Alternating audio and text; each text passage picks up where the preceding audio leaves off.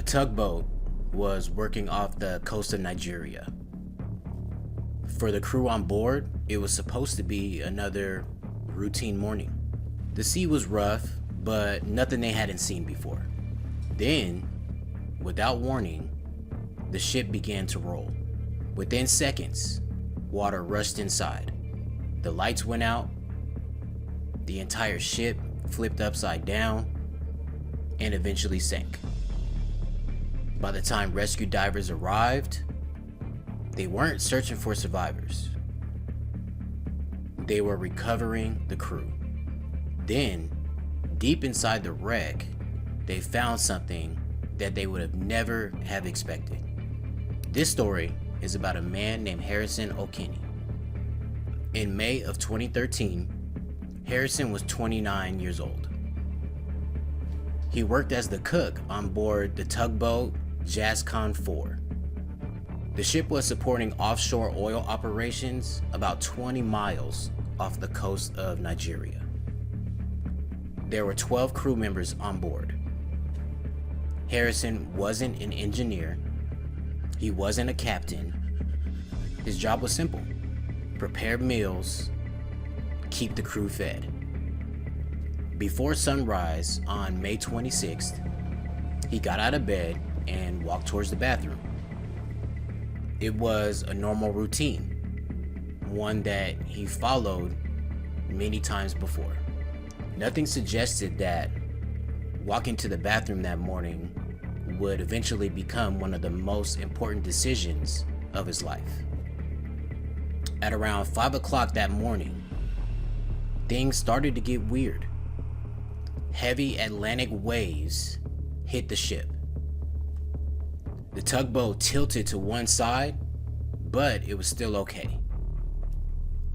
Then it tilted a little more. Within moments, the ship rolled over. Water exploded into the compartments.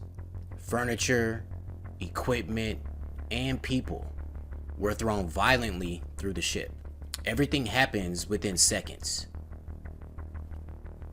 Harrison barely has time to react. He tried to escape, but the corridors were no longer where they were supposed to be. Now, the ship had turned completely upside down. He couldn't see because the lights went out. He couldn't tell which way was up, and every room had become unfamiliar. Doors were above him, floors became the ceiling. The ship continued sinking. Somewhere nearby, he heard other crew members. Then, nothing. Silence. Harrison began feeling his way through the wreck. Not by sight, by touch. Every doorway, every wall, every pipe had to be felt by his hands. Water continued rising. Then, he noticed something. One compartment hadn't completely filled with water yet. There was still air. Not much, but it was enough to keep his head just above the water. For the moment, he could breathe. Finding air wasn't the same as being safe. The ship now rested about 100 feet below the Atlantic Ocean. Above the surface, the rescue operations had already begun. The teams arriving at the scene believed there was a slim chance that anyone could still be alive inside. Their mission quickly changed. They began preparing to recover the crew. Hours passed, then more hours. The darkness never changed. There was no sunrise, no way to tell how much time had actually passed. Only cold seawater and silence. The only thing that was keeping the darkness away was a little hope. Every breath became more valuable than the last one, and that small pocket of air continued to shrink. There was no way of knowing if anyone was searching for them. The water never stopped rising. It was slow, almost unnoticeable. The trapped air became warmer, stale, harder to breathe.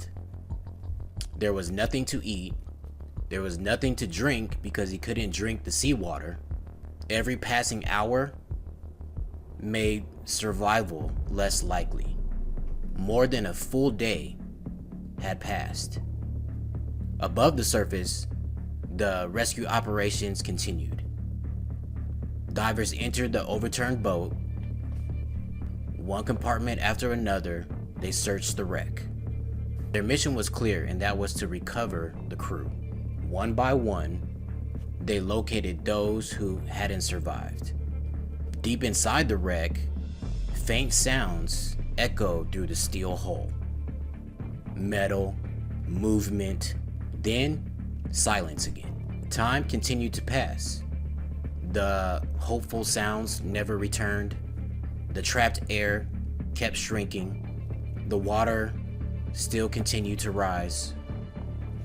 The darkness never changed. With every passing hour, the chances of anyone surviving inside this wreck became smaller. Nearly 60 hours after the tugboat sank, divers entered the wreck again. One diver slowly moved through another compartment. With his flashlight scanning across the darkness, he expected to find another fallen crew member. Instead, something moved. A hand reached out of the darkness. The diver grabbed it. Against every expectation, someone was alive. That survivor was Harrison Okene. Finding Harrison was only the beginning. After nearly 60 hours inside the overturned tugboat, bringing him directly to the surface could have been fatal. The diver first supplied Harrison with emergency breathing equipment, then carefully guided him out of the wreck towards the surface. But the rescue wasn't over. Once they got back aboard the rescue ship, Harrison was immediately placed inside a decompression chamber. For another 60 hours, the pressure was reduced slowly, allowing his body to adjust safely after being underwater for almost 3 days. Out of the 12 men that were on board the Jascon 4, Harrison Okene was the only survivor. Man, what a crazy story. My condolences go out to Harrison and the family members of the fallen crew. I'm sure it's got to be tough for Harrison because spending that much time with those crew members, I'm sure they became his friends, almost like family. And to be the only survivor and something like that, I'm sure that has to be tough to live with every day. Much respect to him having the mental capacity to stay strong, stay calm, and showing the power of the human will in a situation like this. And yeah, it's pretty inspiring. Anyways, that's it for this one. Thank you for watching. If you enjoy stories like this, please consider subscribing, and I will see you in the next one. Thank you. Peace.